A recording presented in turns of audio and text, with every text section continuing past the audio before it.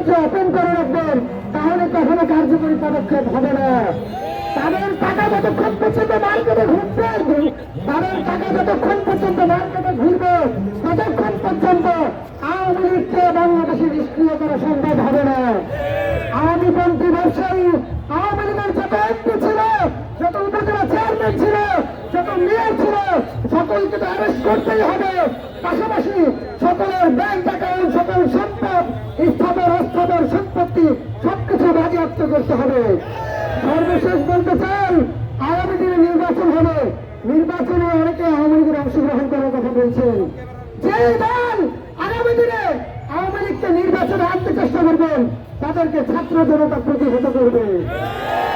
যারা আওয়ামী লীগকে পুনর্বাসন করবেন, তাদেরকে ব্যালটের মাধ্যমে তাদের বিরুদ্ধে ছাত্র জনতা রায় দিয়ে দেখিয়ে দেবে। ইনকিলাব জিন্দাবাদ, বাংলাদেশ জিন্দাবাদ। আওয়ামী লীগের ভবিষ্যৎ 5ই আগস্টে লেখা হয়ে আছে। অতএব আওয়ামী লীগ এটা একটা ডেথ ইস্যু।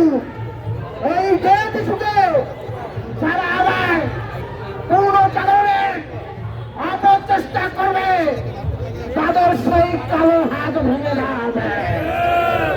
কোন অপশক্তিকে, কোন গণহত্যাকারীদেরকে বাংলাদেশের মাটিতে আর জায়গা দেওয়া হবে না।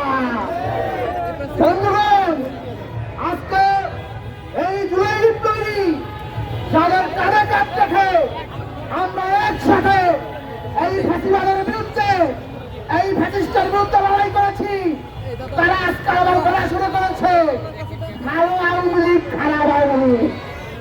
আওয়ামী লীগের ভালো খারাপ বলতে কিছু না,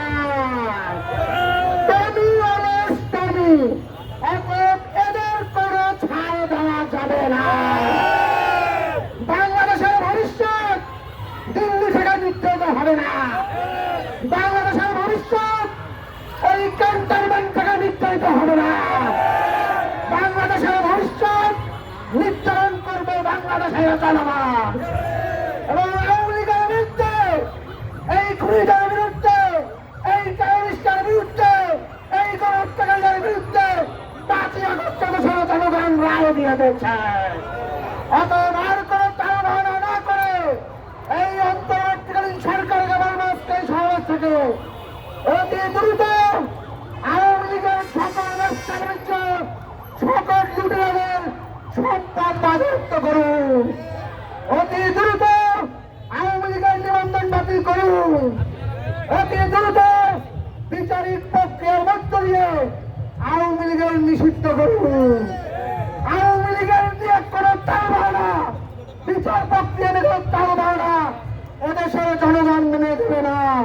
প্রয়োজনে ইন্টারিমকেও হুমকি দেবে, ইন্টারিমকে বাংলাদেশের আওয়ামী লীগের বিরোধিতা করে, তাহলে ইন্টারিমকে আমরা কি করবো? এই ইন্টারিমকে বসে রয়েছে আওয়ামী লীগের বিচার করার জন্য।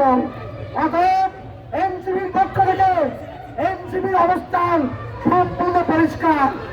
আওয়ামী লীগের ভবিষ্যৎ বাংলাদেশে নয়। ইনকিলাব জিন্দাবাদ, বাংলাদেশ জিন্দাবাদ, মুজিববাদ মুর্দাবাদ।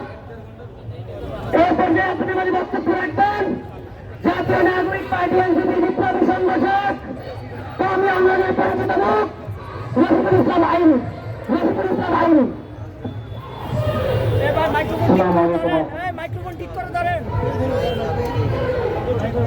সংগ্রামী সহযোগিতাগণ, আজকে জাতীয় নাগরিক পার্টি কর্তৃক ঢাকা মহানগর কর্তৃক আয়োজিত আজকের এই প্রোগ্রামে উপস্থিত সকলকে ধন্যবাদ জানিয়ে আমি শুরুতে বলতে চাই, বাংলাদেশ আওয়ামী লীগ 2008-এ